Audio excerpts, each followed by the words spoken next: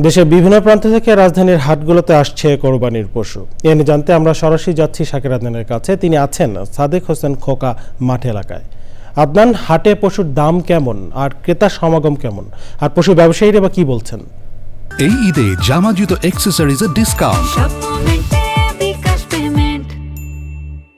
হাসিব, ধন্যবাদ। আপনি দুটি প্রশ্ন করেছেন। আসলে হাটে কেমন পশু আসছে এবং বেচাকেনা বা ক্রেতার সময় কেমন, এবং আপনারা জানেন যে এখনো ঈদের 6টা দিন বাকি। তো সাধারণত ঢাকা শহরে যেহেতু জায়গার সংকট আছে এবং বাসা বাড়িতে গরু রাখাটা খুব একটু আসলে আগে নিলে একটু প্রবলেম তৈরি হয়। তো সেক্ষেত্রে আসলে হয়তো বা 2-3 দিন আগে থেকেই কিন্তু মানুষ কেনা শুরু করেন। তো এখনো হাতে সময় আছে এবং ক্রেতারা এখনো দেখছেন, দাম যাচাই করছেন এবং বিভিন্ন হাট ঘুরছেন এবং তারপরে পছন্দ হওয়ার পরে তারা কিনবেন। তো এবং এখানে দামের বিষয়টি বলতে চাই যে এখানে দামের বিষয়টি আসলে বড় ধরনের গরু 2.5 লাখ টাকা বা তার নিচে মাঝারিগুলো 1,80,000 এবং ছোটগুলো 1,10,000 মতো চাওয়া হচ্ছে।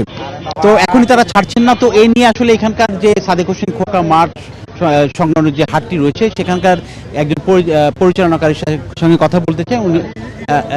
ওনার সঙ্গে কথা বলতে চাই যে আসলে কি বলছেন আপনাদের এখন গরু কেমন আসছে, গতকাল থেকে তো আসতে শুরু করে? আল্লাহর রহমতে আমাদের প্রচুর গরু আসতেছে, শুধু আমাদের সময়ের অভাবের কারণে আমরা একটু না হলে আমরা যদি আগের থেকে আমার সময়টা পেতাম, আমাদের এতক্ষণে আমাদের গরুর হাট রায়সা বাজার থেকে আপনার দয়াগঞ্জ পর্যন্ত চলে যাবে। তো ইনশাল্লাহ আল্লাহর রহমতে আজকে রাত্রের মধ্যে এবং কালকের মধ্যে দেখবেন এই ধোলাইখাল গরুর হাট গরুতে পরিপূর্ণ হয়ে গেছে।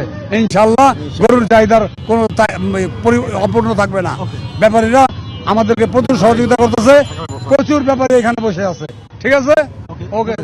এবং একটি জিনিস যে শেষ করতে চাই যে এবার কিন্তু প্রায় 1 কোটি প্রায় 24.5 লাখ কোরবানিযোগ্য পশু রয়েছে এবং 20 লাখের বেশি পশু এখন বেঁচে যাবে বলে সরকার থেকে জানানো হয়েছে এবং দেশি গরু দিয়েই চাহিদা পূরণ করা সম্ভব বলে মনে করছেন ব্যাপারীরা। হাসিব।